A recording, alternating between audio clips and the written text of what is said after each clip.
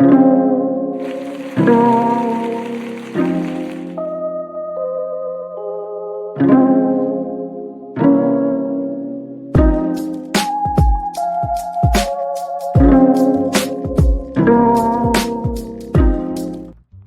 you know what time it is. Anytime you see the lady singing and the slow beat bringing, it's Big Vern in the booth doing his thinging.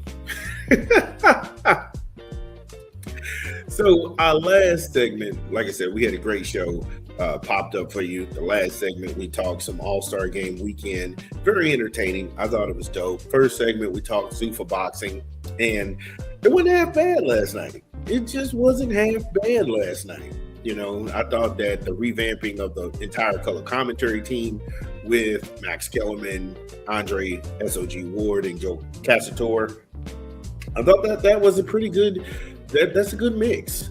That's a good mix. And I don't know if that's in conflict with Max and DZAN with him doing the ring show or whatever, but it's not for me to worry about. It's not for me to comment on. I would still like to see more promotion. These guys get out there and do that, but I won't let perfect be the enemy of good. So that was good.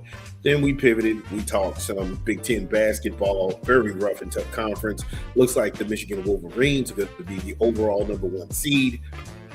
They are the kings of the dance in the Big Ten.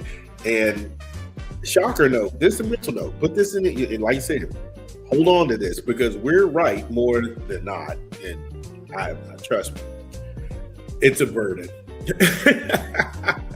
It's a burden being right. But the Big Ten, the basketball teams in the Big Ten, the lower teams from 5 on down, the UCLAs, the Michigan States, the Indianas, they will upset some teams. Iowa, Nebraska. These teams will knock someone off in the ACC. They might even beat an SEC team, Big 12, Big East. I mean, that's how good this is. These records don't reflect how competitive that conference is. So, from the world of the National Basketball Association, gonna go ahead and pivot and talk some boxing again. This time, Vergil Ortiz, he's at war with Oscar De La Hoya, and this seems like it's jamming up the Golden Boy roster. And we'll go ahead and get into that when we come back from a quick 20. It's your boy Big Vern. Somebody give me a rap album. What up? It's your boy Big Vern. And we pushing another rap album this month. Light Years, Nas and DJ Premier, in stores now. Get it where you legally consume music, whether it's Apple Music, Google Play, or Spotify. My personal favorite on the track is My Life Is Real. Ooh, yeah, My Life Is Real.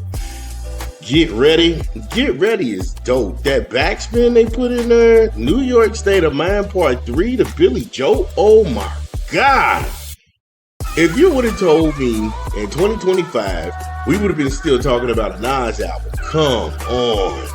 Madman, Writers. Writers is really a salute to the graffiti artists of yesteryear and right now.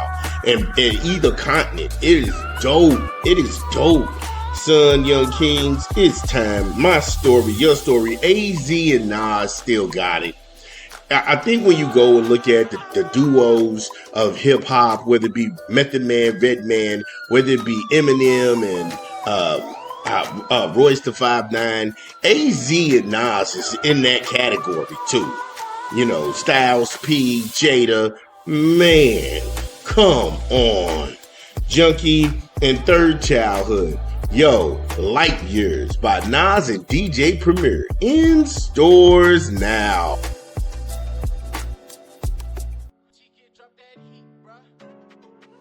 Yo, shout out to Nas doing this thing. And like I said, we thought that was dope. And Premier, shout out to Gangstar. Rest in peace, Guru. So, this has gotten ridiculous. Now, Vergil Ortiz is a talented fighter. Vergil Ortiz wants to fight Jarron Boots, and it's the biggest fight at 154 right now. And his team was moving forward with negotiations, and Oscar De La Hoya and Golden Boy Promotions, they were not included in the batch. Now, this is problematic because DAZN isn't willing to pay for any other Golden Boy matches unless they get Ortiz versus Ennis. Unless they get Ortiz versus Ennis, DAZN is actually withholding funds. So that put a lot of things on hold, especially when they had a fight set up for next month involving Collazo and Jerusalem III. That thing's on hold because now Golden Boy has to find the money. The reason that this thing has unfolded like this is because Golden Boy filed an injunction against Ortiz's team, so he can't proceed in talks to ink that deal. Because if he negotiates this deal and they get it to the front desk of DAZN without Oscar De La Hoya and Golden Boy's involvement, they don't want any more Golden Boy fights. This, by proxy, puts increasing pressure on Ryan Garcia, the racist piece of filth who fights this week. I'm not buying it. My money doesn't support anti-Black racism. I'm not going to do that. However, this puts pressure on him to cash in, because if they lose this injunction this week, we're going to get a ruling Thursday, period, how this thing is going to shake out. And if Oscar is unwilling to meet Ortiz's team with a solution, that could jeopardize funding for the rest of the year on the cards that Golden Boy Promotions wants to put together, because DAZN isn't going to fund them. They don't have a network. So this is like arm twisting at this point. Because looking up and down the roster, and I know they have the super flyweights and the bantam weights and this, that, and the third, but as far as names and household names and brand recognition, Vergil Ortiz is that guy. Ryan Garcia is just someone they've been holding his hands. Nobody can tell you what this kid has done to get title shots or to be mentioned in the same breath as the guys who are actually winning. His resume is not better than Shakur Stevenson. His resume is better than Tank Davis. It's nowhere near Devin Haney. It's nowhere near Devin Haney. His record is nowhere near Teofimo Lopez.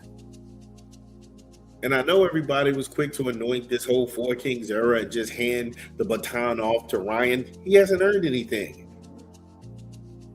The guy fought and won a junior WBC title, vacated that belt because he was scared of Devin Haney, then only to proceed and take drugs to fight Devin Haney, test positive for banned substances in his body, and nobody's going to call this guy out whenever they talk to this racist piece of filth.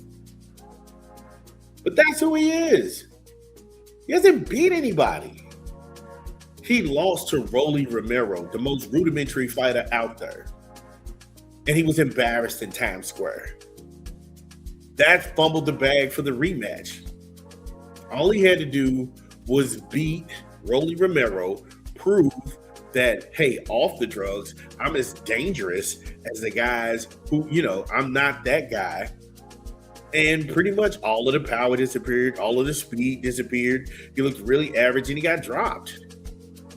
But this is problematic because Vergil is the meal ticket. DAZN has said this in so many ways without saying it.